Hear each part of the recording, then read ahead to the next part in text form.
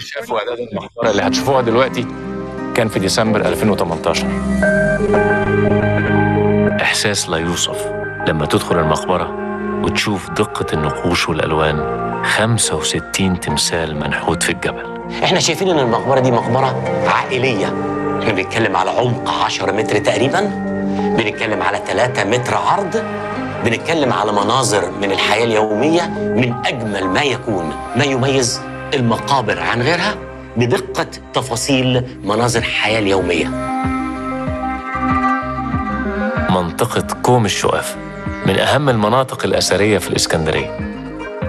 I'm very excited to show you this place today because unlike so many decades past, we used to go inside and smell the humidity and see a lot of water, and there was even a part of the tomb that was completely inaccessible. In 2017, a very ambitious project started to do a complete pump out of the waters from here and drying up this place. 2 years, they finally managed to completely lower the water level that was completely affecting and endangering this catacomb. And this project was inaugurated in 2019.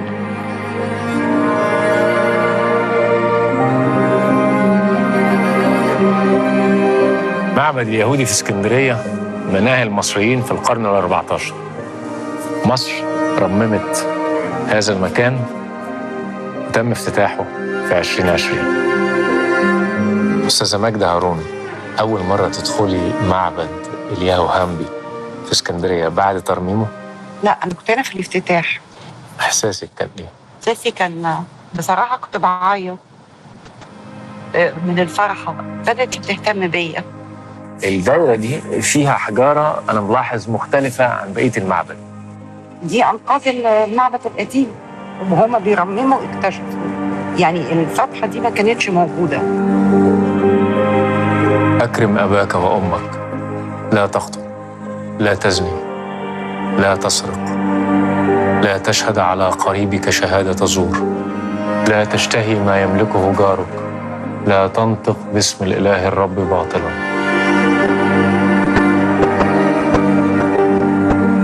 الاسم بتاعها كنيسة السيدة العذراء، إنما الأشهر المعروفة الكنيسة المعلقة. أولاً ليه سموها كنيسة معلقة؟ سميت بالكنيسة المعلقة لأنها بنيت على برجين من أبراج حصن بابليون اللي هو كان حصن روماني بيرجع للقرن الثاني الميلادي. فالترميم الأخير ترميم شامل، قاموا بترميم هيكل التحتي والبنية التحتية للكنيسة وشفط المياه. قبل الترميم كانت المياه بتغمر الحصن، ما كانش ممكن حد يخش فيه، يعني على ارتفاع كبير. كان في مياه ما حدش يقدر يخش من البوابة دي. طبعا. الحضارة هي إن يبقى عندك حرية تمارس عبادتك في وجود عبادات أخرى يعتقدها آخرون. على هذه الأرض كل يوم تمارس حرية الأديان، كل واحد له الحق يمارس ما يعتقد. الكنيسة المعلقة كانت أول مقر بابوي لبابا الإسكندرية بعد انتقالها من الإسكندرية للقاهرة. بتضم العديد من رفات القديسين، أيقونات المسيح عليه السلام والسيدة مريم. تم افتتاح الكنيسة المعلقة مرة أخرى للزوار بعد ترميمها في 2014. كنيسة المغارة للشاهدين سرجيوس وواخس الشهيرة بكنيسة أبي سرجة مصر القديمة بتعتبر من الكنائس المهمة في مصر في رحلة العائلة المقدسة. كنيسة اتبنت في أوائل القرن الخامس الميلادي أو أواخر القرن الرابع الميلادي. اتبنت فوق المغارة اللي احتمت فيها العائلة المقدسة. الكنيسة مبنية على الطراز البازيليكي وترممت مراحل عديدة في التاريخ، لكن من أعظم مراحل الترميم اللي تمت في العصر الحديث تم ترميم الكنيسة ترميم شامل لكل الحوائط اللي هي الجزء الإنشائي وبعدين الجزء المعماري في التشطيبات بتاعتها بموافقة هيئة الآثار. وجه قداسة البابا تودرس الثاني افتتح الكنيسة في 2016.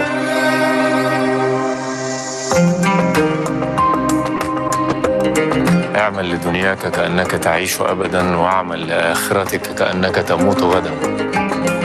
بهذا المكان الرمز التعبد من أجل الحصول على لقاء كريم مع الله في الآخرة والتعبد من أجل حياة أفضل عن طريق الحصول على العلم. الأزهر، الجامع والجامعة. الله أكبر.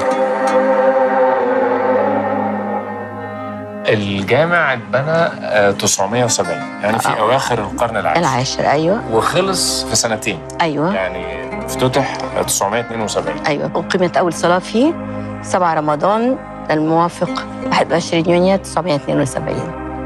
الترميم الأخير اللي حصل من 2015 ل 2018 لحد ما افتتحوا فخامة الرئيس السيسي مع صاحب السمو الملكي محمد بن سلمان، افتتحوا يوم 6 مارس 2018.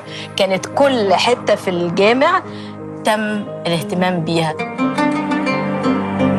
متحف الفن الإسلامي هو أكبر متحف للآثار الإسلامية على مستوى العالم.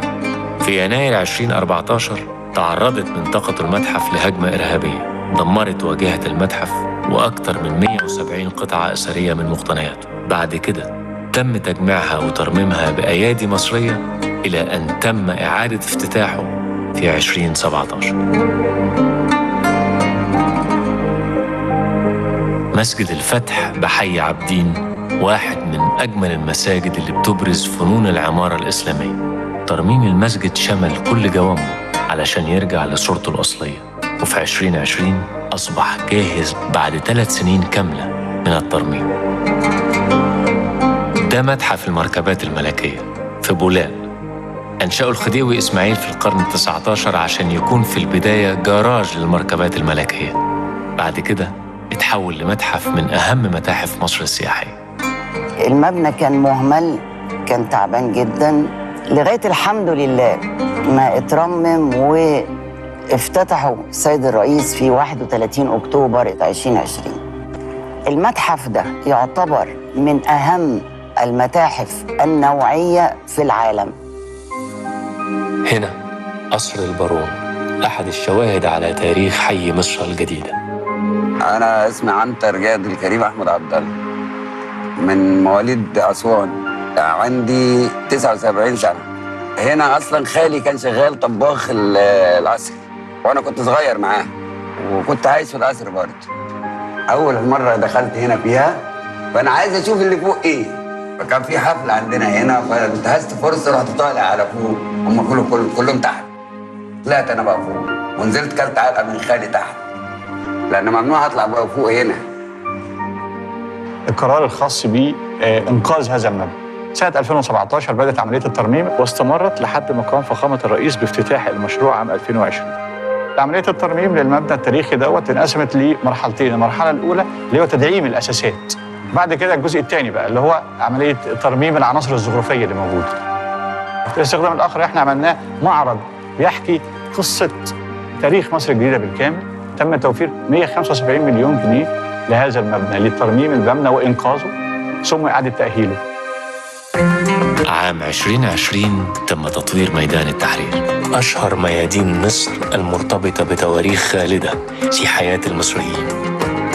قريب قوي هيقدر كل زائر يشوف الطريق التاريخي العظيم، طريق الكباش. ولأول مرة متاحف آثار في شرم الشيخ والغردقة من أجل زوار المدينتين. متحف الحضارة بيحكي تاريخ الحضارات اللي نشأت على أرض مصر، والنهاردة يتم افتتاح قاعة العرض المركزي وقاعة المومياوات. الأهرامات أشهر موقع أثري في التاريخ بعد تطويره، والآن يترقب الجميع الإعلان عن موعد تاريخ افتتاح المتحف المصري الكبير، أكبر متحف لحضارة واحدة في العالم. فلنجمع تراثنا قبل أن يلحقنا الموت لنسلمه لأبنائنا. دكتور خالد العناني، إزاي نشأت فكرة متحف العواصم؟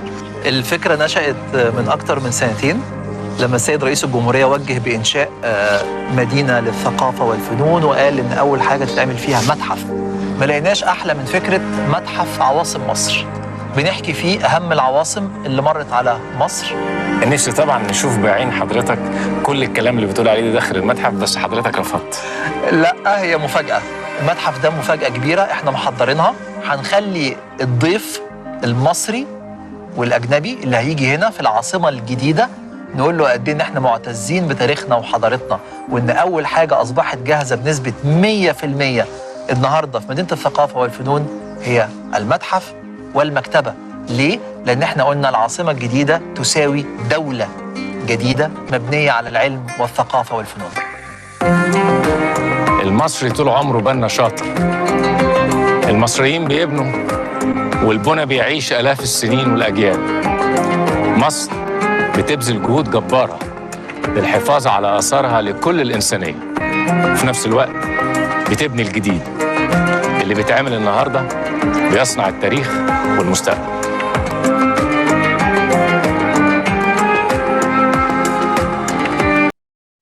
I think we are on the air. Good morning, good afternoon, good evening, wherever you are around the globe.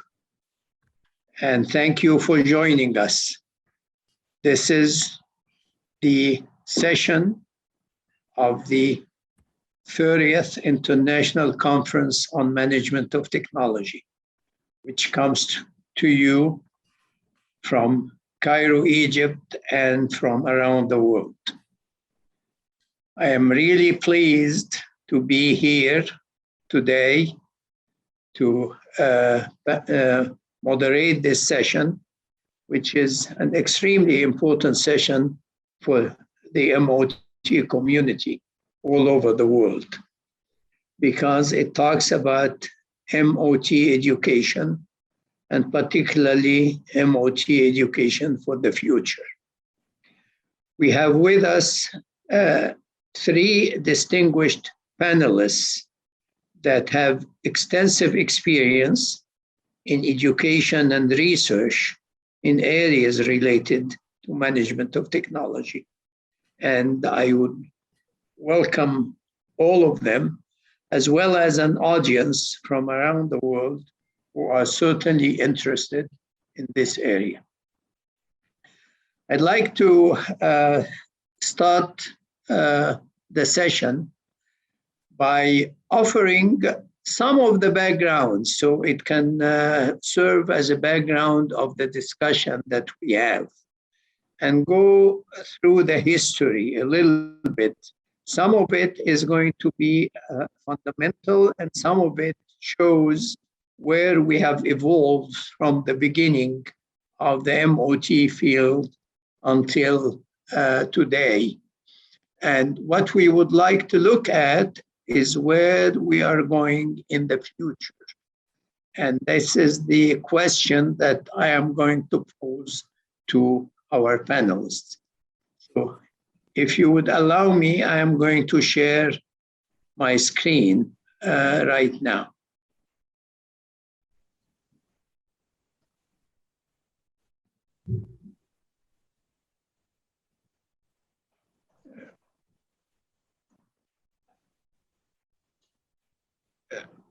Let me expand it. Okay. Can everybody see the screen? Yes. Okay, wonderful. I'm going to start from a point that at one time, period in time, we called it a credo for management of technology. And the one that helped coin that term with me at the time was Professor Reyes van Wyk, the late Professor Reyes van Wyk, whom we miss dearly at Iamot, but he had many contributions. But I'm going to go before that quite a bit. I'm going to go back to the early days of MOT, when MOT became a worldwide recognized area for education and research, particularly after the publication of the famous report from the National Science Foundation, National Academy of Engineering, and the National Research Council, which was called Management of Technology, the Hidden Competitive Advantage. And in that report, which was extremely important and came following the decline of US competitiveness or in the 70s and 80s, and the reemergence of many countries around the world, including the powers of Germany and Japan and the tigers of Asia and so on. And in that report, the attendees defined management of technology as an interdisciplinary field concerned with the planning, development, and implementation of technological capabilities to shape and accomplish the strategic and operational objectives of an organization. That was a very nice definition, actually, but there was quite a bit of debate, first of all, of how do we define technology. And people at the time thought of technology as sophisticated machines and so on. But we went into big debate, particularly as we started our discussions in the management of technology areas with contribution from the National Science Foundation. And I see that Fred Betts is with us here. And Fred remembers those days very well because he was heavily involved in this discussion. And the first issue was, are we defining technology well or not? And what is actually technology? What we would consider to be technology in order to optimize the field and do the planning and development and implementation of the technological capabilities. Andreas Van Wyk and I discussed it quite a bit, and we looked at it as technology as the way we do things, the means by which we accomplish objectives, which was not actually adequate definition because everybody said you need a scientific description. So at one point in time, I ventured into calling it all the knowledge, products, processes, tools, methods, and systems employed in the creation of goods or providing services or achieving a mission, because it can relate to providing or creating goods and services, but it can also relate to other applications. Some of it could include the defense industry and the like. From there on, we started looking at different definitions. Fred Betts came up with some other definitions. And we decided that it is actually the practical implementation of knowledge, where knowledge is the information as grasped by the minds from human beings, from all the information that's available to them.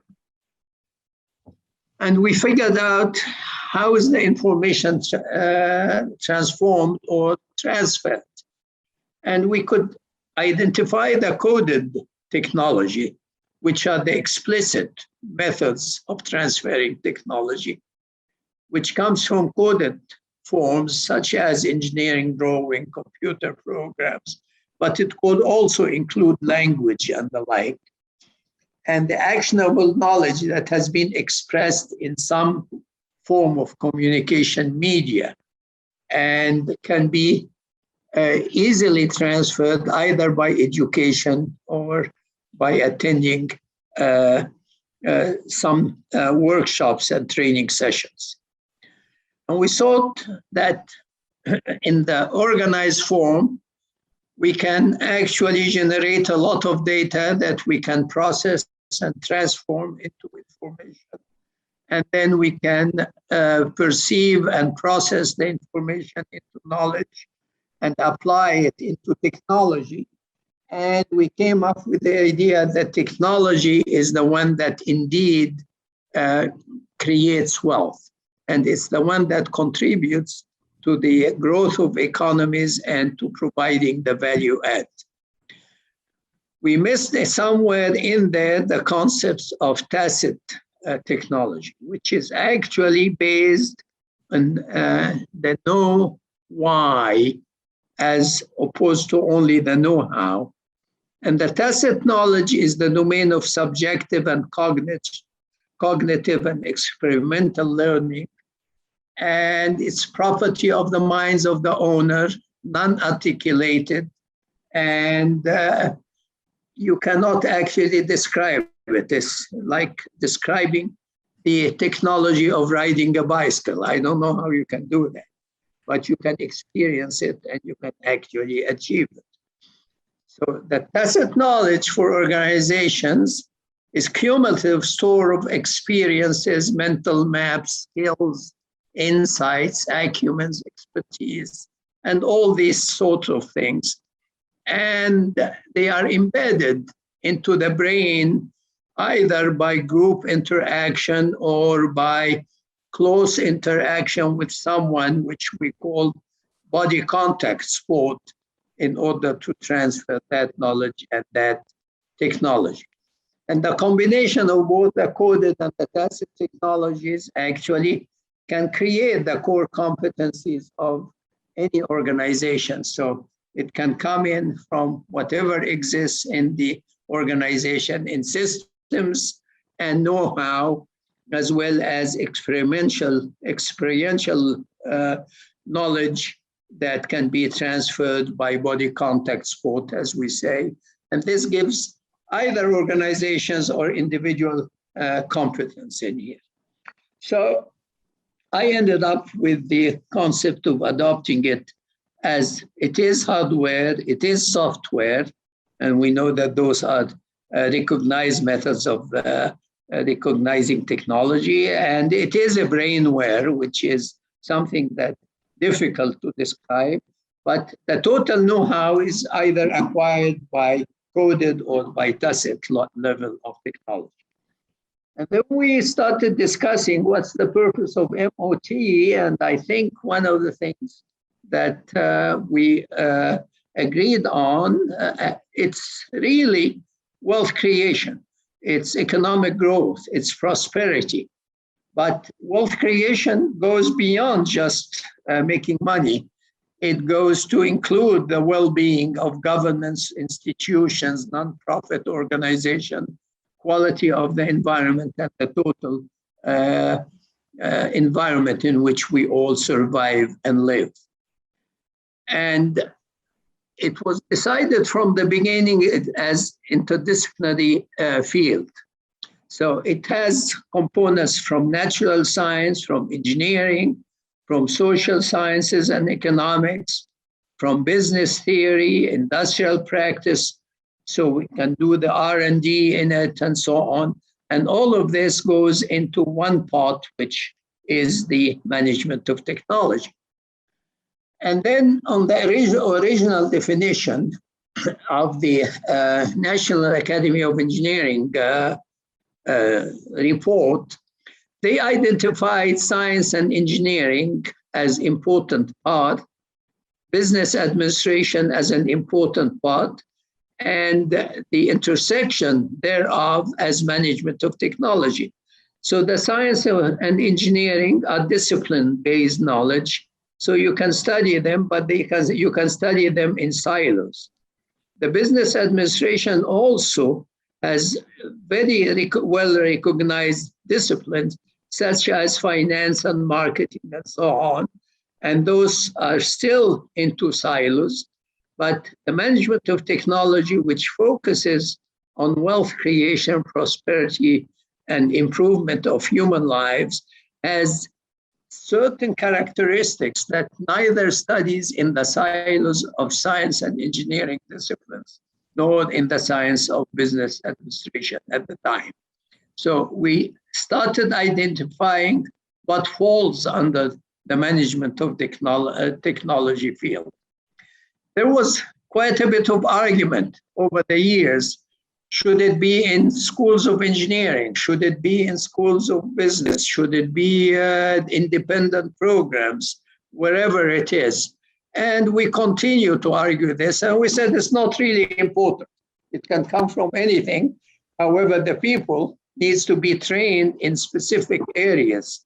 So from there, I think it was in Nancy, France, and we're going to Nancy hopefully next year, that we said we're going to do an MOT credo.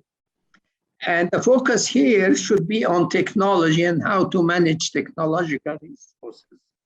And the topics should include core management of technology areas, supplemented by business theory and like operations and finance and so on, and supplemented by some other technology-specific areas.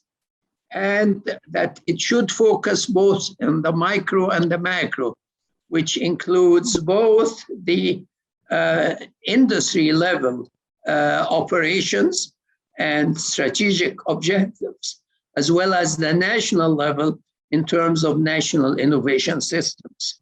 And there has to be a community of practitioners and a book of knowledge associated with this. So we undertook a survey at the University of Miami when I was there, of all the programs that offer anything related to technology and innovation management, either in engineering schools or business schools or in between.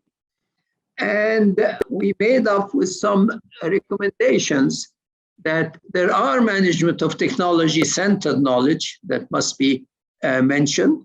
There are knowledge of corporate functions that must be understood. There are technology itself and technology-centered areas. There are supporting disciplines that exist, and there could be special topics associated with it. And from there, we conducted a survey that went to the community of MOT, went to the Iamot members. I think it was about 400 or 450 members at the time. It went to all the schools that offer related areas to technology and innovation management. And we came up with a relative way for how a curriculum should be designed in terms of the management of technology areas, in terms of the corporate functions, in terms of the technology-focused areas, and other areas supported. And we also, in that survey, we looked at what seems to be important topics that should be covered. So it was strategic technology and innovation management, fundamentals of technology, knowledge management, entrepreneurship, acquisitions and exploitation of technology, technology transfers, and so on. Most of this existed and was published in a paper that we published in Technovation in 2010 that summarizes some of these findings in here. So now I'm challenging our panelists today to tell us, we had what we called the foundation for a book of knowledge and guidelines for establishing programs of education in management of technology that has those 4 or 5 pillars contained into it. And we have created a MOTAB, or Management of Technology Accreditation Board, within Iamot at one time. And we pushed those guidelines for schools that are interested in focusing on management of technology. Now, the world keeps changing, and certainly the technologies keep changing, and the future may be slightly different than the past. So now I'm challenging our panelists to tell us where should we focus in terms of technology, in terms of management of technology. Are we sticking with the same fundamentals? Do we need to change? Do we need a new book of knowledge? Do we need to add to it or delete from it? And how should we proceed in the next phase? So I'm going to invite our first panelist, and I have a very distinguished group of panelists today. Our first panelist is Dr. Massoud Amin. And Dr. Massoud is an IEEE and American Society of Mechanical Engineering Fellow. He's a professor of electrical and computer engineering and a university distinguished teaching professor at the University of Minnesota. Dr. Amin is known as the father of smart grids and as a cyber physical security leader who directed all security-related research and development post 9/11 for all North American utilities. His practice, teaching, and research focus is in complex systems, defense networks, logistics, modernization, efficiency, security, resilience of independence of national critical infrastructure, and strategy and foresight. Dr. Amin has made transformative contribution in the areas of defense, critical infrastructure, technology, policy, and business. His passion is developing leaders and empowering progress. For more information, you can actually contact Dr. Massoud in Minnesota, but before you contact him, we want to capture his thoughts in here. Thank you, and it's all yours, Dr. Massoud. I probably would like to have each speaker to speak for about 10 to 15 minutes, and then we will open up the floor for discussion for everybody. Good afternoon. Thank you, Professor Khalil. I'm really honored to join you and to join the distinguished panel, our colleagues. Please, Dr. Sami, may you please share my screen? Thank you. Thank you very much. I'm honored, and after such a great presentation and introduction, and also your terrific pioneering work, foundational work in this area, especially I remember your book, not only your book on MOT, but also what you had presented at the National Research Council, and the chart that you had, the Venn diagram on the top, that I used that a lot and reference your work. Another one that I used is the one that you have on the areas of MOT, which in the interest of time, I'm just gonna jump to it. And this is something which really is critical for the colleagues. Many of you already know this. When we look at this,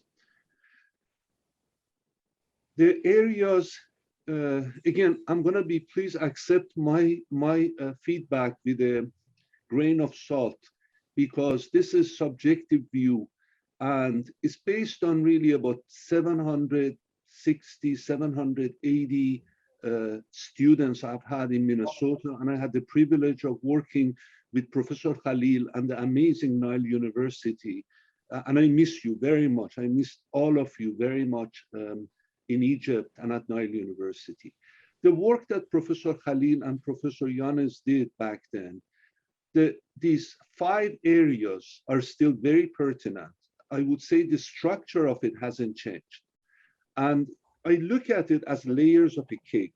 The fundamental layer, I call it business, same thing, business fundamentals, corporate functions, and actually our faculty in Minnesota from Carlson School of Management, I'm gonna jump around a little bit and limit it to 10 minutes. So please, at at your time, I believe it's just in about 8 minutes from now, give me a notice. I shared with you, if you open your notes, your chat, you will see a longer version of this presentation. I'm not going to cover all pages, only about 10 to 12 pages to allow to hear and the other distinguished panelists we have. Basically, in a nutshell, you have seen the Schumpeter's gales of constructive destruction, that we have had waves of that, and understanding these waves and also these S-curves, their maturity and what to transition to. And it really sometimes at some point, it may be regional, it may be for a certain type of area. And for us, technology is any application of science. But I loved Professor Khalil's much better kind of definition that was application of knowledge, actionable knowledge. So when you look at each one of these, going from discovery of the scientific phenomena to commercialization and to scaling it up, often takes somewhere between 18, 19, 20 years, maybe longer. But this trend, this process, this whole innovation to create wealth and to power progress is going forward.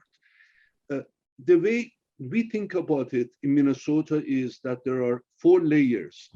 And I didn't cover one part, which I will come back to, but the underpinning part, the deeper ocean that we look for knowledge, is science and discovery. Understanding our world, understanding whether it's data-driven, whether it's the first principle, physics, chemistry, etc.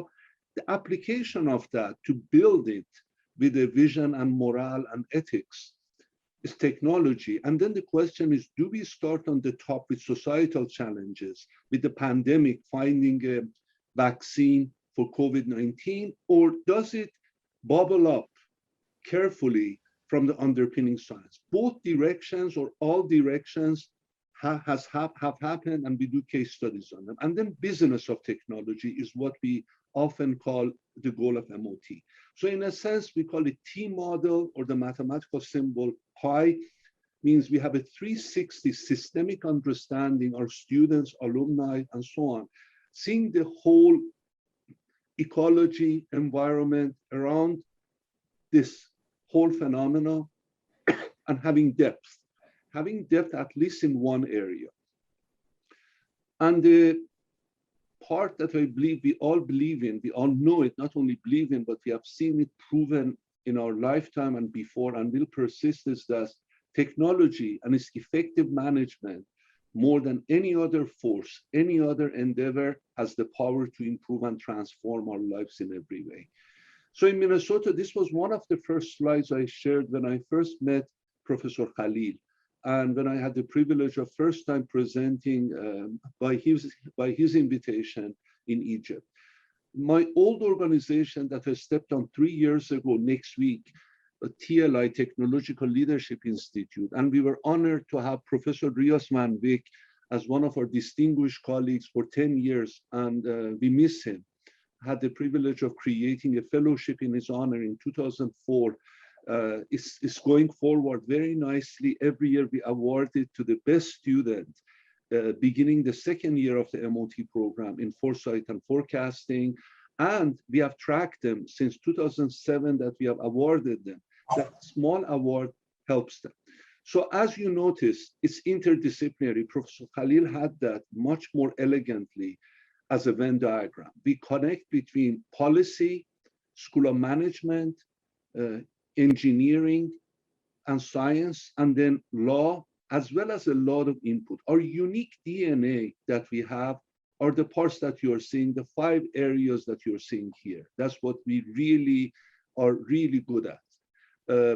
Technology, foresight, forecasting, very systematically managing risk, strategic technology analysis, innovation management, and so on. I won't bother you too much with pivotal technologies that I teach every year. You have seen MIT reviews, and if you're interested, please download that. So I'm going to focus on the future. A lot of technologies you have seen, whether from Gartner, whether from MIT Technology Review, RAND Corporation that are in my presentation. The key part of all of that is the underpinning capabilities, big data, smart cities, smarter sensors that can do lab on the chip as of 20 years ago, blockchains, all of those things. Design for innovation, the design for platforms for innovation, all of it you have seen. And then I use these things, but there are two things in my view missing. One is a systematic assessment of what really is a visualization based on risk, based on uncertainty, and updating this in a dynamic way. The key word is risk, and the other key word is dynamic. That is what is missing, a dashboard that can actually show that. Again, knowing that my own background is dynamical systems, so I'm coming from that mindset.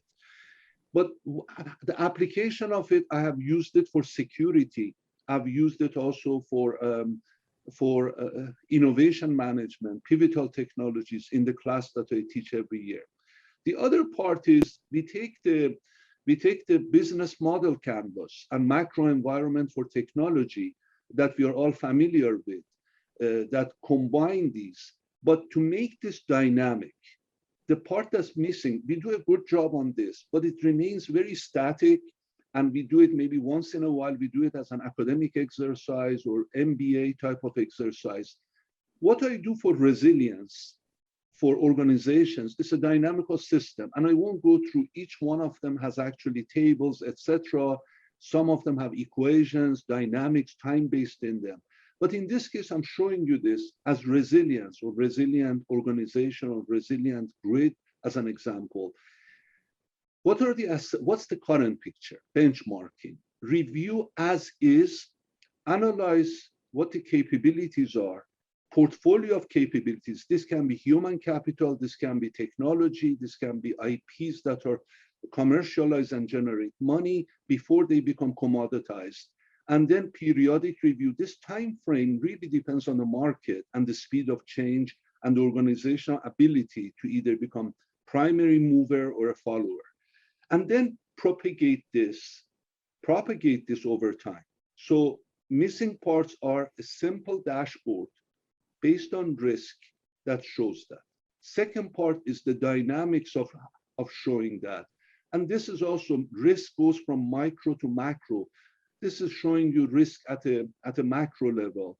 Again, this is another one that we could turn into a dashboard. Tools like these are necessary for any chief technology officer, chief strategist, in order to make risk-based informed decision. There's also the other part, when you globalize.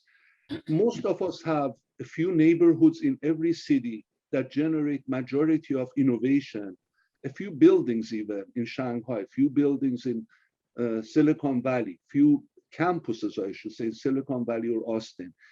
Systematically, how do we assess that? One of my four mentors, Professor Chauncey Starr, founder of EPRI and former president of American Atomics and dean at UCLA back in the 50s. And I wrote an article for the National Academies in this area, a white paper, how to assess it. And it fits very nicely within management of technology and the areas we're talking about.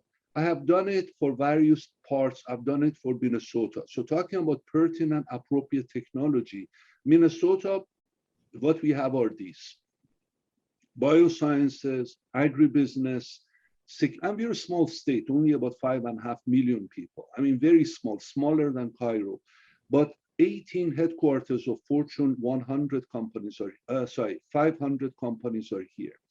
And then what happens is a lot of innovation comes from this tiny little university called University of Minnesota. More than, when you look at it, $90 billion in revenues generated by the alum who have created companies out of our college, one college.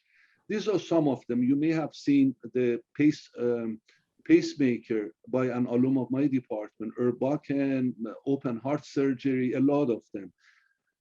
Even magnetic MRI coil, even we can grow wine, really high quality wine. Egypt, of course, pioneered that, wine and beer, but doing it in a cold environment. There's a lot. For Minnesota, these are much more strategic technologies, but I'm giving you the macro version of it. we can dig into specific companies and so on. To conclude, the speed at which we can gather, collate, apply, analyze, and apply the actionable knowledge that Professor Khalil mentioned sets apart winners from losers. And if you look at what kind of areas we need in any organization, it really technology is one of them. The other parts come from areas that, as Professor Khalil mentioned, collaborative from across disciplinary, interdisciplinary that we covered.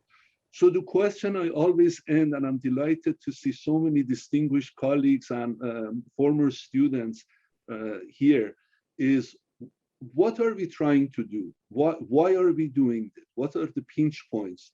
What are the options based on risk? And the two dashboards I mentioned that would really help a CTO, a CIO, a CISO, a strategist, or a board member who is responsible for the technological assessment or force or oversight of that to help with that.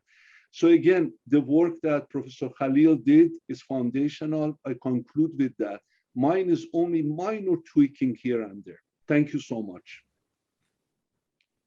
Thank you, Dr. Massoud, for a great presentation, and certainly your contributions to this area and to this field are phenomenal, and we appreciate it very much.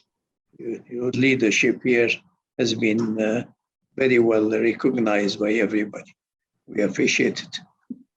Thank you. Honored to be at your service. And we are both, Professor Khalil, pardon me, I never congratulated you for your early retirement after a monumental Herculean effort of building Nile University. It wasn't enough to be the dean at University of Miami. You had to go take on a huge challenge, but more power to you. We are young. It's been a pleasure. Now I would like to invite my colleague, Professor Hassan Ali. He is Professor and Dean of the Business School at Nile University. So we can hear the point of view of the business school deans and professors in this area. Professor Ali is a tenured professor of economics at Ohio State University. And before joining Nile University as Dean of the Business School in May of 2017, he served as the founding Dean of the School of Public Administration and Development Economics and Professor of Economics at the Doha Institute for Graduate Studies. In July 2015, Professor Ali was granted emeritus status at Ohio State University, and he started there in 1989 as an assistant professor and has gone through the ranks until he reached full professor in 2008. He served on the Marion campus and in several positions in Columbus, including faculty center and faculty associate at the John Glenn Institute for Public Service and Policy and Public Policy. In addition to his academic degrees, Dr. Ali served as the chief research economist and lead economist at the African Development Bank and the senior advisor to the Minister of Planning in Egypt. He is currently serving as a technical advisor to both the IMF and USAID. Professor Ali is a prolific publisher, and it's all yours, Hassan. Thank you very much, Dr. Tariq, and I'm very honored to be among this distinguished group of founder of the Iamot, and I do feel the odd person here because my training, my education is in economics. And when I heard the presentation of Professor Tariq and Professor Massoud, I felt that I should have actually gone through the training of MOT as well. as economics. It's interesting to see how this area developed. And of course, it's been the interdisciplinary areas, and I very much sure that it produce a lot of benefit to the learning overall in the education system worldwide. Just a note, because there was a lot of going around about the definition of technology in MOT. And let me brief you on what the economists do as far as technology is concerned. Economists actually define technology as a different mix of inputs. That's it. For me as an economist, if I use X1 of labor and X2 of capital, this is a technology. If I used X11 of labor and X22 of capital, that's another technology. If they are producing the same output, then I have to choose between these different technologies. For economists, I don't think that they do that. There is a lot of different technology, as you can see from your own studies, that basically produce either different level of outputs or the same level of outputs. If you are concerned with the technology that produce the same level of output, then you have to have a lot of study in order to pick the appropriate technology. For me now, after listening to these two presentations, I think that's what MOT does. MOT try to select the appropriate technology.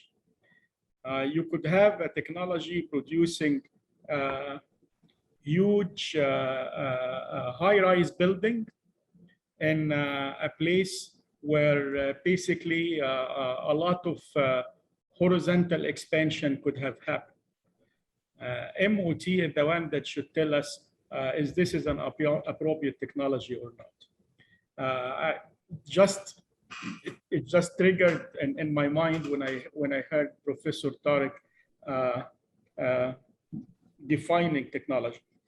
I am doing this because Dr. Tariq pulled up the phone and he said, Hassan, I want you with us in this panel in order to talk about future trends in terms of education and what are your expectations.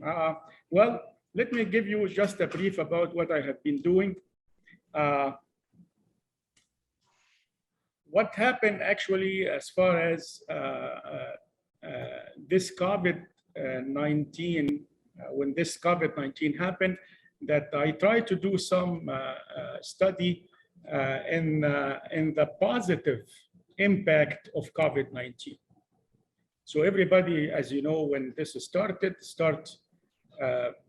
glooming and a lot of pessimism was around, and I felt I need to change that mood. So I was trying to see the silver lining, as I call, in the COVID-19. And to my surprise, I found that digital transformation has gone through revolution, as I called it, because of the COVID-19. And there is, as you can see here, a study has been done by McKinsey, an online survey, and the result basically says that the acceleration time for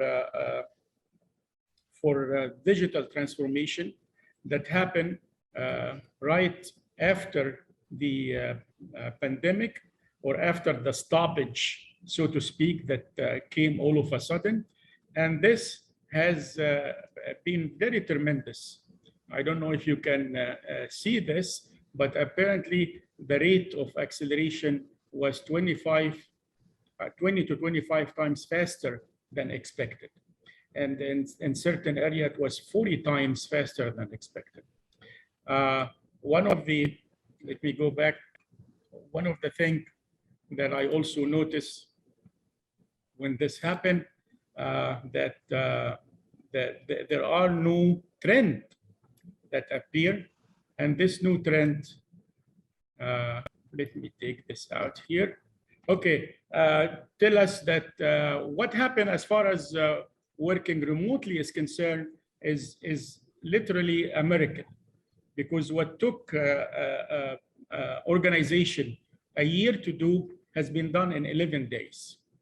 And there was a lot of things that been done now with people sitting at home. If you again think of the technology, this is huge jump in advancement of technology. By economic definition that I just told you, now it takes a lot less resources in order to produce the same outputs. Why? Because they are working remotely. They don't have to use all of the buildings and all of the equipment and all of the maintenance cost and all of the electricity cost and all of the car travel and all of this. So this is tremendous advancement in technology, which what we call being induced by the digital transformation. As I said in my research, nowhere this digital transformation revolution was more pronounced than in the health and the education sector. And now we come to the education. Again, I'm talking about education in a general terms in this case. A tremendous jump happened in the number of learner, number of participant in terms of online education, or for that matter, distance learning. And as you can see, 1/3 of the learner that ever registered in one of these online platform, 1/3 happened in 2020. Because of the pandemics made it very easy for people to explore this new phenomenon for them. As you can see from the number is basically exploding each month. There is a different number. This is again the data in 2020. I assume right now it's much higher than that. A lot of universities are getting into that, and many more students are doing it, and so on. So this is something that happened, and I don't think it will go back. There will be a lot of changes around this phenomenon. Now, what is the future? As far as this is concerned, I can see that online education now is accredited, and it has changed the way that participant or learner are seeing the education. It's done on a part-time or a full-time, it doesn't matter. Everybody on their own base, they can get their own learning. Now there are new modes and new methods for delivering the education, whether you are doing over PowerPoint voice, or you are recording teaching and putting it for people to see afterward.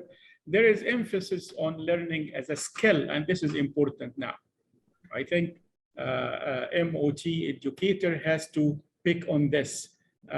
Learning is no more a degree. Learning is a skill, and I believe Professor Massoud in the US know that now the former President Trump has signed something to give basically the same priority for the skill rather than degree when they are hiring public employee in the US. I think this is soon going to be emulated in other ways. Now, there is education technology. I'm just putting here things that I found to be useful in terms of defining what is educational technology and what is it composed of and how people perceive it. But this is what I'm going to emphasize now. Technology hasn't changed the way that teachers deliver their lessons. It also made it, in general, education accessible to millions of people, students, through this digital transformation. Also educational and institutional, and this is important, I'm gonna come to it later, now are able to cross border in large market, and they are going to have a major impact on traditional institution and less developed country, and I would say negative impact. Here in Egypt, we have advertisement by some of the US universities offering their MBA degree for about $8,000. Needless to say, in the US, this is offered for above $40,000. So it's becoming a competitive arena for us. I'm just putting here some of the tools that is in wide use right now. The AR and VR is widely used. The mixed reality and immersive technology in general is widely used. The artificial intelligence is widely used. Gamification is becoming a big thing now in terms of education. So this is the methodology that is being used in delivering education. But it's also used, as you can see right now, in enhancing the bottom line of the educational institution. Cloud servers is important to improve the financial positions of the institution. In addition to it is, of course, advantage as a staple provider of wire service and the like. 3D printer, all of these are methodologies that maybe people are gonna talk about, are gonna train people on it, and it has, this is rather the technology of education itself. Robotics is becoming now used in the education, and there is a very well-known educational technology strategist who said that robotics and AI is expected to be widely adapted in the next 4 to 5 years. So things are changing quite a bit. Now, here is my 2 cents as far as recommendation for the technology being used in education.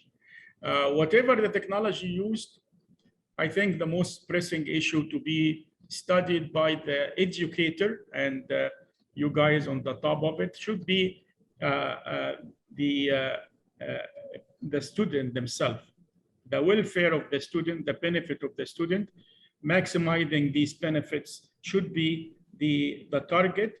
And as I said, the appropriate technology is the one to be used. So it doesn't matter whether you use a smart board or you use VR, but things that are able to personalize learning, make classroom collaborative style easier, what they call flipped learning, where classroom is basically flipped to be used to deepen the understanding and the learning happen outside the classroom. This is what need to be emphasized. Again, the tools are okay and they are very attractive. They should people pay attention to it, but what these tools are doing is very important for people to study. Here is what I think the MOT manager should work on in terms of resolving conflict that exists right now. The conflict between these different issues, modernizing and disrupting.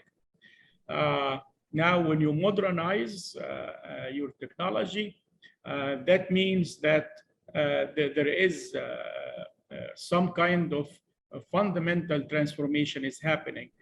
Should you have this done in a one shot, one wave, or should it be gradually and incrementally? This conflict should be dealt with. Again, the old structure versus the new goals. Are goals aligned with the structure? The local versus the global. We all now know how this is going to be conflicting and how to reconcile these goals in the education process. Innovation versus the risk avoidance that comes from the risk of failure that we are all potentially going to have it when we innovate in our own business. The potential, how to reconcile the expectation with the reality that comes day to day. We are all again now faced with virtual versus face-to-face. How about the learning and the education? All of this are certain objectives that need to be reconciled as far as the educators are concerned. Not only that, the policy and legal issues, when we have this advancement in technology happening, then there are certain policy reform and certain legal environment to be changed. For instance, the change in the school structure, the change in the way that the, say, Ministry of Education somewhere is recognizing the degrees, as we just mentioned about distance learning being now more recognized than before. In Egypt, about 3 years ago, recognizing distance learning was almost impossible. Now the ministry is pushing the educational institution to do more of that. The ethical issues that has to do with student privacy, side effect of technology, and so on, need to be studied. Funding, granting, and budget as a challenge need to be studied and need to be reconciled. The real-world application, now how to do the internship, how to do the partnership, the networking, the hardware and learning management software, and I like the phrase brainware that Tarek used. Equity, in terms of community, school access, and asset, ability to complete the school or district needs. Now, one of the things that I always looking for is trying to face these forces coming now from the West or from the advanced economies in order to widen their market. An institution and LDC facing now major competition coming from the global player. How we're going to face that? From my own perspective, I think forming regional centers as think tanks. The Iamot might serve definitely as one of these centers, but I think at the region level, you need more, where these think tank will be also capacity builder to start the digital transformation initiative, train educator and instructor to use the updated technology. This is important. These centers could also apply for funding, whether from multilateral financial institution. As Tarek said, I work with the African Development Bank, and I think something to that effect could very well welcome initiative to fund the grant that will train instructors and will make digital transformation more common in the educational system, whether it's K-12 or higher than that. I think this is as Tarek said, picking the brain. I think this is what I thought of that needs to be done. One of the things that I know from Professor Tarek, that there is a lot of people in Iamot in different countries around the world, people from India, people from South Africa. Why not using the technology in order to form new programs? I'm talking about dual degree from South Africa and Egypt offered to the citizen of the continent in this case. Why not research project joint between institution in India and institution in Africa for that matter? So this is things that need to be thought of in order to face the new challenges that the digital revolution is bringing up. I thank you all for your time and for your listening, and I will be more than happy later on to engage in any discussion. Thank you, Dr. Hassan. Appreciate it. And some of the suggestions that you are making might actually make a total new revolution in the way we deliver education, maybe across the continent, hopefully. Okay, now for our next panelist, Dr. Tinus Pretorius. Tinus is an engineer in background, graduated with a PhD at the University of Pretoria, specializing in engineering and technology management. After spending 19 years in the energy, defense, and automotive manufacturing industries, he joined the University of Pretoria on a full-time basis. He was the chairperson of the Graduate School of Technology Management for 16 years and currently is professor in strategic technology and innovation management. He is rated researcher at the National Research Foundation and publishes regularly in journal conference proceedings. He supervises many PhD and master's research students on a regular basis, and he does consulting work in the field of technology management. He's a registered professional engineer with the Engineering Council of South Africa, and previously the chair of the IEEE South African section and founding member of the IEEE Engineering Management Society in South Africa. He's a member of the Iamot board and previously a management member of the Engineering and Technology Management Education and Research Council of Pigment. Tinus, would you take it over, please? Thank you, Dr. Khalil. Just want to get my slides on.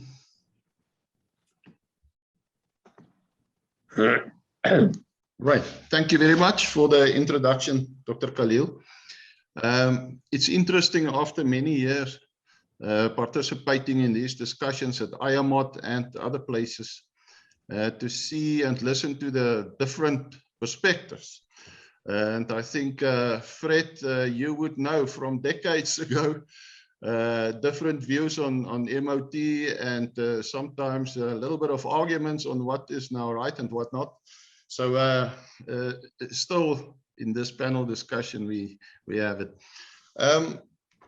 My background, as Dr. Khalil said, in technology management, also in my practical career in industry, being involved in technology transfer projects a lot, from a project management point of view, from a systems point of view, etc.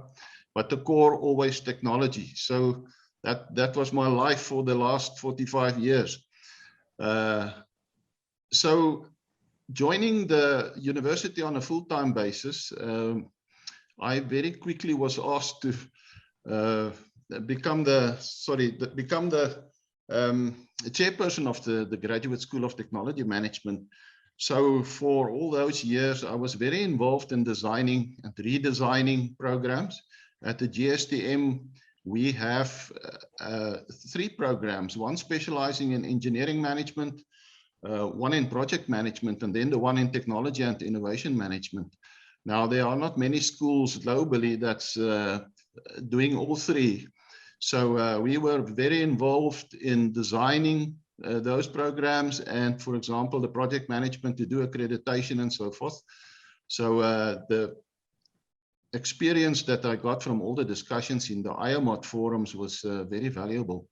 So I start my discussion just with probably a review of what Dr. Khalil introduced earlier, but it's 3 very important aspects of technology that when you design programs, you should always keep in mind.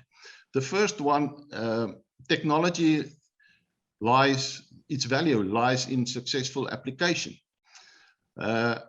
I always, when I start my technology management lectures with my students, ask them what's the value of your technology in your petrochemical company or wherever, with the focus on the technology itself. And now students would make guesses of billions of dollars and all of those.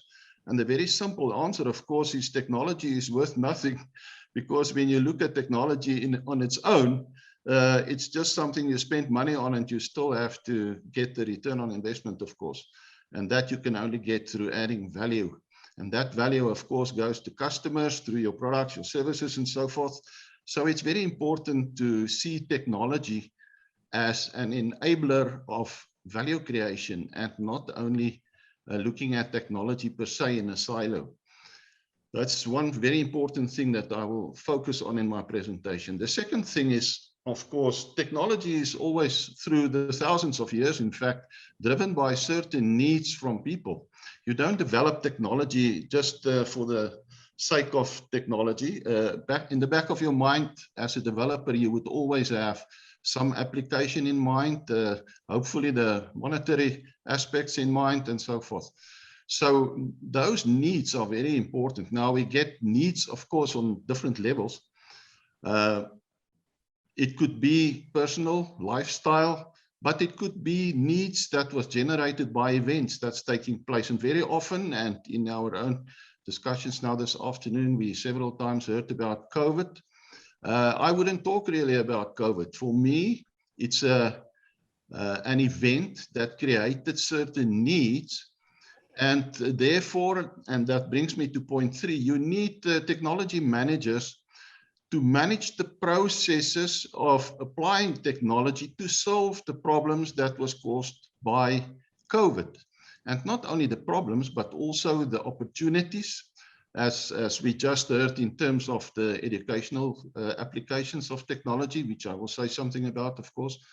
So really the technology manager need to be trained in the process of managing all these different needs so that your customers at the end can get the value. And customers can obviously also be not necessarily business people, but also people in households and so forth. So my approach I will take is a little bit different, I think much different than the previous 2 presentations. It will be a very hands-on one, coming from the background of working with technology all the time. So I will first give you a few examples to illustrate the MOT integrated perspective, how we integrate in MOT different knowledge fields into specific application landscapes that MOT is serving, of course, because that's the basis when you design the educational programs. What are these knowledge fields and exactly what do you need to teach the students, the how of the teaching and so forth. So you will see now in the next few slides, before I get to the Motbok or the Credo model that Dr. Khalil gave to us, I will focus on frameworks. The question is why frameworks? In the field of technology management, MOT in general, frameworks play a major role to give you good ideas of and good perspectives on what different knowledge fields are involved in whatever goal you want to reach. And I will illustrate that to you. So I first have to start, of course, with the definition. Otherwise, we don't have a common understanding. Now, Dr. Khalil gave his definition, which came from that red book with the red cover in 2000. But first, I want to just refer to the late Dr. Van Wyck's definition. Technology has created capability, and that's the only part I want to focus on. Technology shouldn't be seen as machines and so forth, like we often find with even new students being engineers. They see technology as computers and software and so on. It's not really what we talk about when we talk about technology. It's about capability. So the whole purpose of an MOT curriculum would be to focus on how you build certain capabilities through certain knowledge fields, of course. That's what the definition asks us to do. Then Dr. Khalil's definition is a very, very good one. in one of the presentations on Monday, paper 16, I see he's in the audience as well. He mentioned that for the preparation of his research paper, he looked at as many as possible different definitions of technology. Now, we are very familiar with the fact that there are so many of them, but this one is valuable, and we use it, at least in our context, what I have there in the circle: the knowledge, the people, the tools and systems pillars, and in between you have the linkages, and you apply this diagram starting with your research and your education activity on the left side there, the know why that Dr. Khalil spoke about. So from research, obviously you create new knowledge, the researchers, the people involved, of course, and you transfer from outside the development area, the labs and so forth, your new knowledge you have to transfer to outside so that you can use it. So the knowledge aspect, Tariq gave a lot of comments about that. It's a major thing in MOT. And then, of course, to create the value in the products and the services and so forth, as per his definition, you have all sorts of instructions and software and you name it. So it's actually a life cycle that you follow, starting from the research and you're going through down to the applying the skills, the craftsmanship, the training, so the know-how part. And this is a very, very handy definition that through the last 20, 25 years, I always used in my technology analysis projects, and it works very well. Now, to be sure of how multidisciplinary the definition is, already there you can see several different knowledge fields. The knowledge management itself, the human side of it, the equipment side of it, where maintenance, etc., play a major role. And then, of course, the in-between, research management, your education activities, the development of practical skills and so forth, all different areas that is already brought into the multidisciplinary picture. One of the criticisms that many years ago already, and Gita, you as a colleague in the board, I noticed in your article that you spoke about the social and societal impact of technology. It's actually already for, this one comes for 25 years already from Eindhoven University in the Netherlands. That's where I picked it up.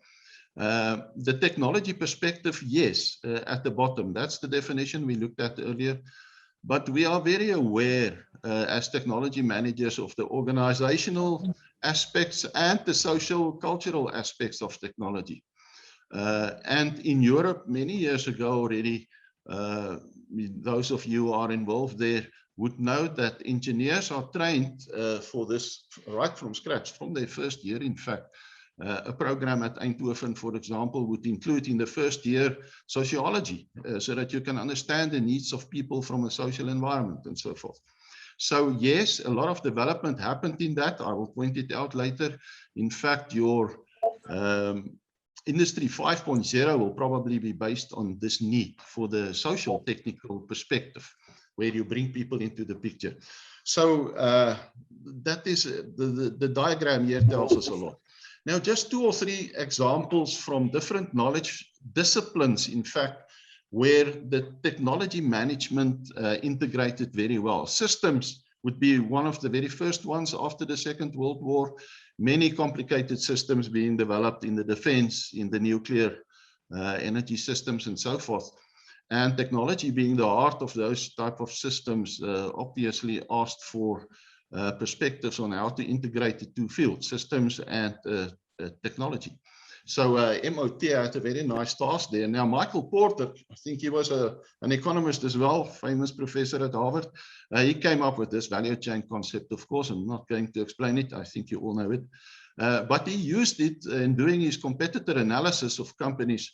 And he used it to do technology audits. And you can see all the different technologies he listed there in this. But the moment you get to complex systems, of course, this whole framework is not very appropriate in a sense that it's too simple. When you look at complicated systems, immediately the hierarchies within a system like this defense one, for example, it's a typical one, globally valid, where you start with your material processes and you build up to a national defense force at the end, 8 levels. But on the right side is really the important thing for technology managers, the industries and organizations being involved in what's happening in the different levels. You can see at the bottom, the industry absolutely involved on different levels, and then the acquisition houses, the Arms Corps in South Africa acquisition house, then the users at the end. Now, to cater for this complexity in your systems thinking for the technology managers, long ago, already in the 1980s, this model was developed. And I think Dr. Gideon de Wet presented it years ago at one of the very early Iamot conferences. So you'll find it in the old proceedings, where you look at your life cycles versus in 2 dimensions versus your value chain, the value creation on the left side. And this is a wonderful tool that's being applied when you do industry mappings of technology, etc., etc. And for the technology manager, frameworks like these bring together a lot of knowledge fields. So what you actually do is, without going into detail, for each one of the life cycles, you look at the appropriate activities and technologies you need, the capabilities you need on the value levels. And by applying your definition, the little blue triangles I put in there, looking for each one of these capabilities at the knowledge levels, the equipment, the processes, the people, skills, etc., etc., you can actually build a wonderful, complicated, because it's complex systems, technology map, technological capability map. And to manage technology in a modern system era without this level of information on the capabilities you need is unthinkable. So when you go into these complex systems, obviously you need to develop. You see different role players there. It covers really from suppliers in 2 dimensions, your system lifecycle suppliers, your value chain suppliers, your own capabilities, your customers. You include everything, and that's modern management after all. So we are already on that level and applying these mappings to look at what's happening today and then forecasting the future. Exactly the same thing. I asked the question there at the bottom, where do you get information to populate the future mappings? That's where technology intelligence and so on come forth. And I can't imagine a strong technology-based company without a technology intelligence function anymore.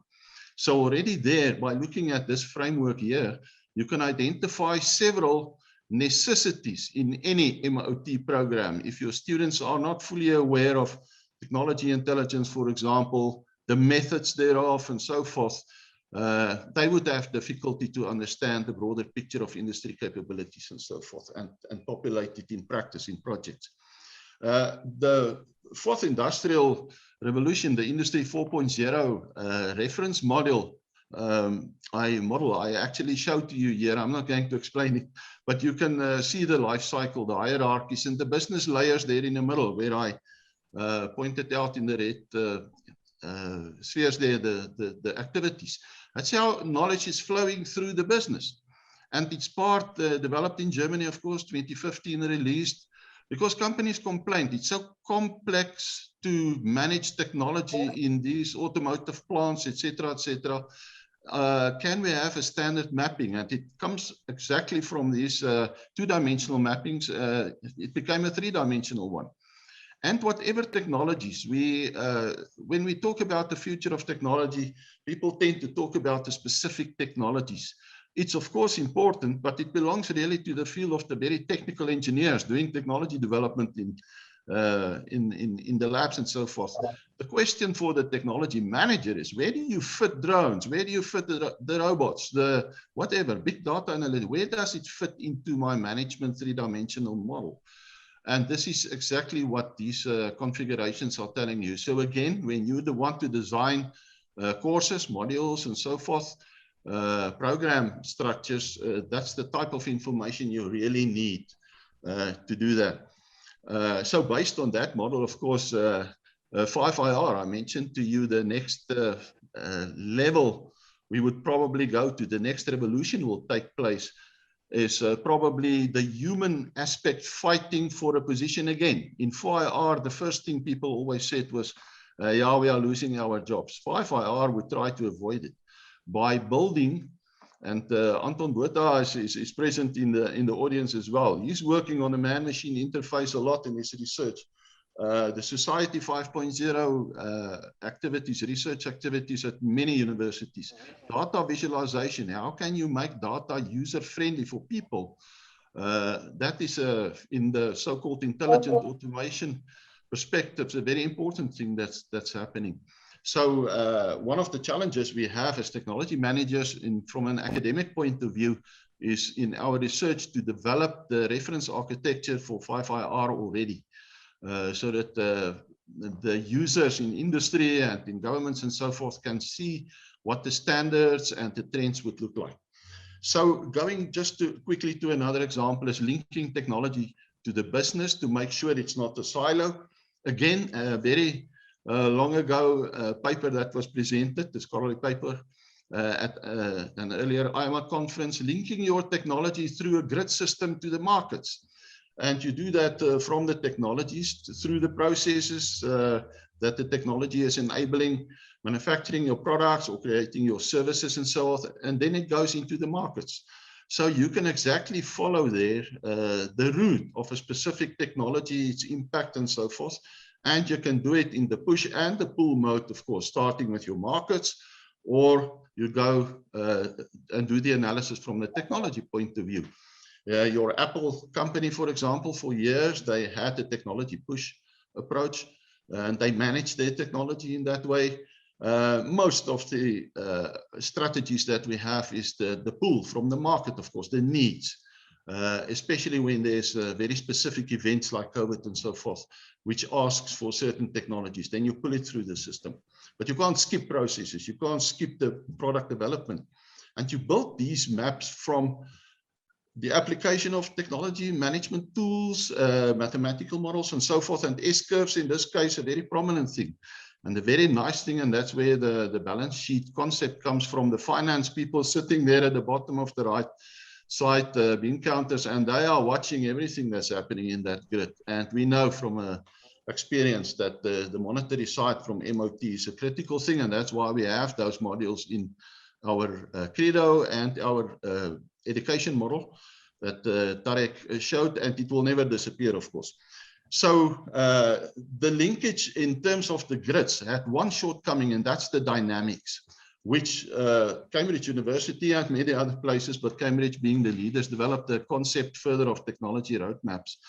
And when you look at the different levels of the roadmap on the left side here, your resources, your technology, your product, your businesses with business models and all these things, your markets, are actually bringing together all the levels. And that's what you also saw in the previous balance sheet, in the previous slide. So what the technology roadmap is doing, it added the time element there. So when you start talking about how fast things are happening now in the world in terms of new emerging technologies very quickly, 3D printing, all these things, you will immediately see it when you apply a framework such as the technology roadmap. For a technology manager, this is a critical thing, and the spread of this in using in a management environment is growing tremendously at the moment. Thousands of companies, hundreds of thousands of companies, governments and so forth, they are all applying this. So again, the framework approach, a very handy one. Last framework here, the socio-technical systems, the socio-technical transformations that you do. Stellenbosch University in South Africa, I think there's one representative in the audience, our own university, myself, some of my colleagues working with these models, and many of them overseas. It really brings together the social, the economic, the technical aspects of any technology development. It shows what the implications are on different levels, from organizational levels, the innovation levels, right through to the policy levels. And the work that was done all over the world to develop this very specific framework was excellent. And I really would recommend that you go and just read one article of Hills or one of those researchers to just see how it can support you in your planning. So bringing all of these together, and then I want to get to the curriculum feedback, as Dr. Khalil asked, is the Cambridge approach on how technology fits into the bigger strategy picture. So you can see the technology perspective, the organization, the environment, and the innovation operations, etc. But very, very important, if you don't do proper ecosystem analysis, and in this case, the PESTEL model analysis, when you design your programs, forget about it. This really brings out the full multidisciplinary picture, and we learn it from the strategy theory, basic strategy development processes. If something happens in terms of COVID, there on the natural things that happen in the world, the ecology side, then we know immediately we need technology to help solve. There's certain legal aspects, all these lockdowns and things we have in the world, legal. The social impact, people working from home and so forth. And as Hassan said, we can use many of these things in future, not only during COVID. And that is definitely 100% true. Will happen. We already start applying it in our own university. So it's a necessary step when you design your mod programs. This is just an example from Siemens, how they apply all these different disciplines to develop their pictures of the future type of strategies, which are, in the case of Siemens, of course, very technology based always, the type of markets they service. So coming to conclusion, Dr. Khalil, your specific question, are there some things that we need to take into consideration? Yes, of course, many. I just listed a few. Future thinking skills, of course. I always say to my students, the era of science fiction, I think it's gone. The science fiction era is tomorrow in modern times. You don't wait that long anymore. So electric cars, just be ready for that. It's coming. BMW, a very good example from next year. Studies on strategy development processes. Our technology managers will have to focus quite a lot. And it came out already years ago in Mario Yanes and Tariq Khalil's research they did, which he discussed, and where this credo and Motbach came from originally. A much stronger focus on the alignment of strategies, our technology strategies, alignment with our business and value creation strategies. 5R capabilities I spoke about already. We have to prepare for it now. Technology managers, the education side need to prepare our technology. That's around the corner already. 5-8 years from now, we are in the middle of that also. The value creation concept, a very important thing. It's important that our students understand that business is not only a monetary thing. It's value, and value you measure from a monetary perspective, organizational perspective, a social perspective, etc., whatever you want to add. And I think in most companies, in the annual reports and so forth, this is being enforced onto reporters. A high emphasis on skills development, of course, the different nature of skills, not necessarily the MOT programs tasked to develop the skill, of course. That will happen in a more technical departments at universities and colleges and so on. But the technology managers and their equivalents need to give the indications what type of skills, the levels of the skills and so forth. Continuous development of appropriate tools and frameworks. I just illustrated to you in my presentation the value of frameworks in technology management. One of the most important things. When you look at the IFM at Cambridge University and their technology management research unit they have, big one of the leading ones in the world. This whole aspect around frameworks is a big issue there, and visualizing ultimately the data, etc., in terms of all the processes that you need to do it. So the very important thing, there's no two similar MOT programs, I guess, in the world, for very good reasons. We operate in different environments, etc. So we have to design our programs according to what those market needs are. Then just to conclude then, Dr. Khalil, you asked the question, do we have to change? One of the previous speakers already said this is a wonderful structure, of course, with the different sections there, and I fully agree with it, as you noticed from my reference that I made already.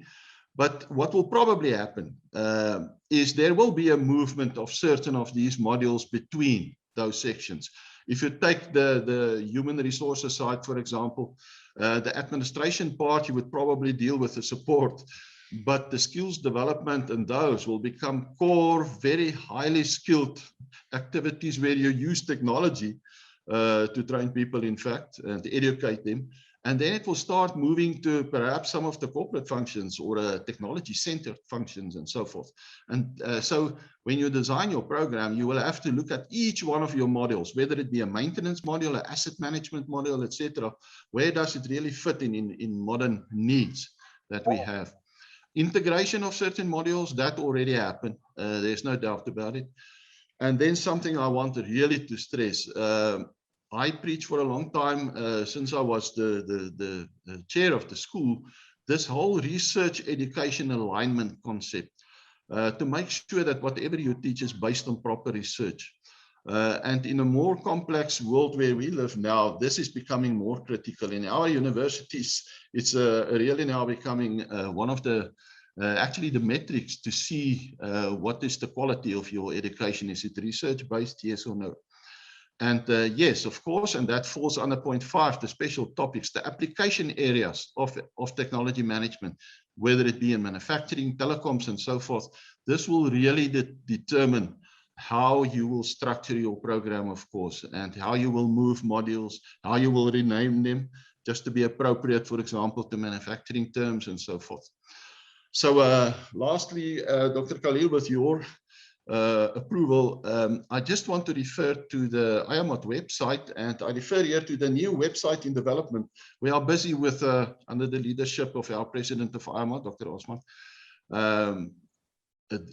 to develop a whole new website where we try to cater for the various responsibilities of Iamot. And education is one of the more important ones, of course.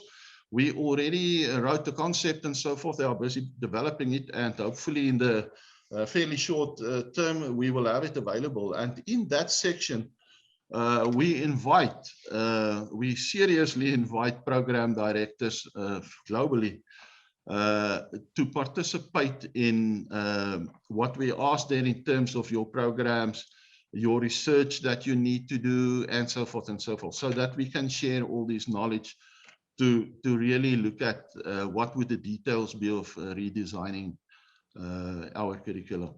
Dr. Tarek, thank you very much for the opportunity to talk to many people, and some of them who I love to see again, like Fred Betts. Thank you so much, Tinus. It's a wonderful presentation, and thanks to all the panelists. I think this is a very rich panel, and with many people that are deeply involved. And I will exercise some executive power in here in extending this session for a while, because we don't get to see each other as much. And I'd like to hear some comments from people in the audience. And particularly, I'd like to hear Fred Betts. Fred, you're there. If you can join us into this a little bit and give us maybe your some comments or feedback, and anybody else would like to comment on this. I think we're going to have this session available, and we might even put it on the website when it's developed. I think it'll be a nice thing to have for people to review. And I'll invite whoever wants to stay with us on the session to stay. The official timing of the session has ended, but we'll extend it a little bit for discussion. Fred, are you there? Yes, I am. Can you hear me? Yes, go ahead. Hello? First of all, I enjoyed all the panelists, and I have to say that I agree with most of them. One point in the history, Tarek, is that I was at the panel meeting of NSF when they put that MOT together. Sure, And what was striking at the time was that the engineering deans involved and the business deans involved could specify what was engineering or what was business, but no one could specify what was in between, what was MOT. And so there was a call to an industrial guy who was not there, who provided the beginnings of what was the MOT.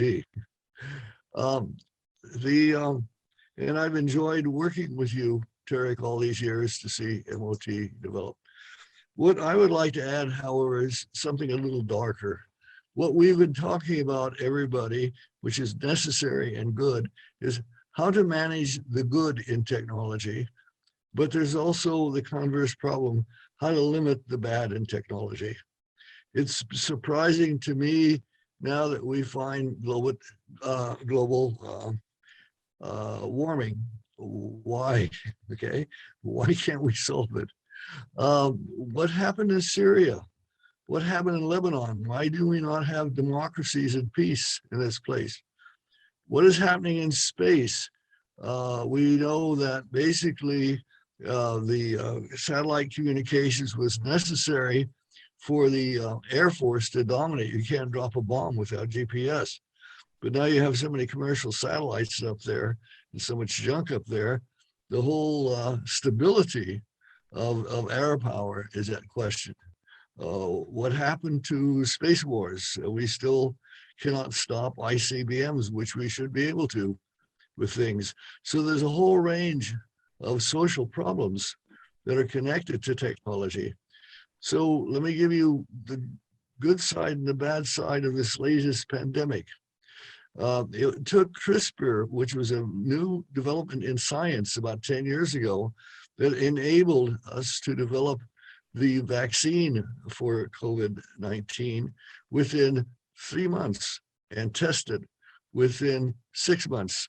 But it was not implemented until 2.5 years later. And it was not implemented worldwide. Why did not the World Health Organization and all the governments create production of vaccines in every country in the world? The technology is known, it's there, it requires machines, it requires a lot of money, but there's a lot of money being spent anyway. So why was this not solved? The same thing with global warming. We have about 10 years to real catastrophe down the road. And everybody is seeing it now, but there is no solid plan to eliminate, to stop global warming. And it can be done with nuclear technology because there's no new nuclear technology. And so when I was with you, Tarek, we wrote the first paper in what I call financial technology. So I moved from essentially MOT being manufacturing technology to financial technology. And now I'm moving also into what I call political technology. And what we found when we wrote our first paper, Tarek, that something was weird, that it wasn't the subprime mortgages that caused the collapse of the financial system. It was something else.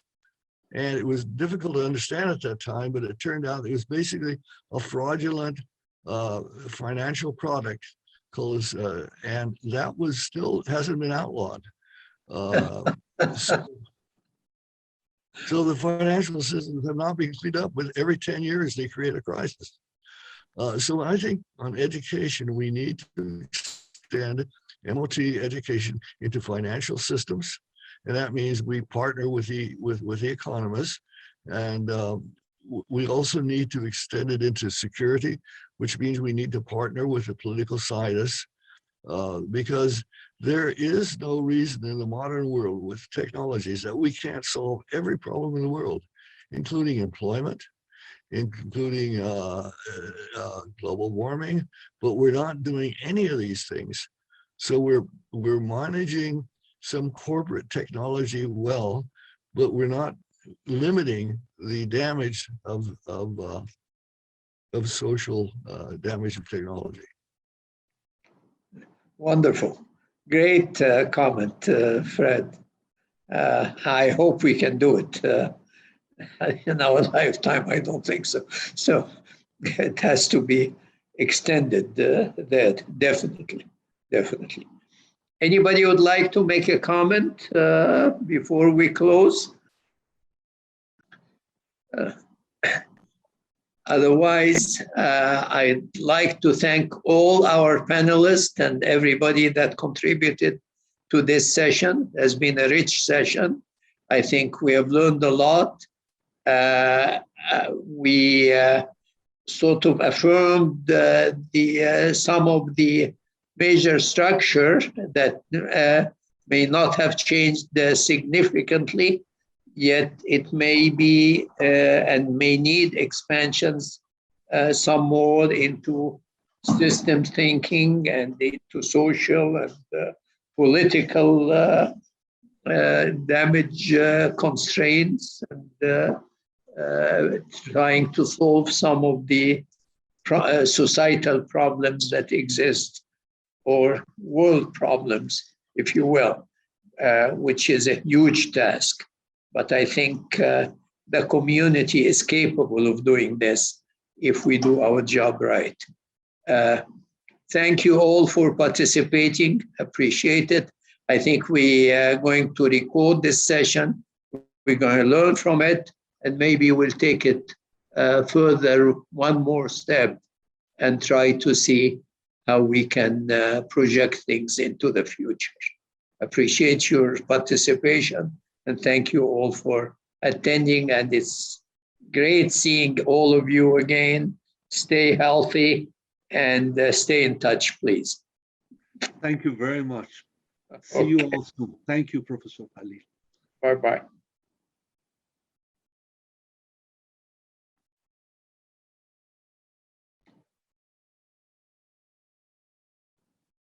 Hi.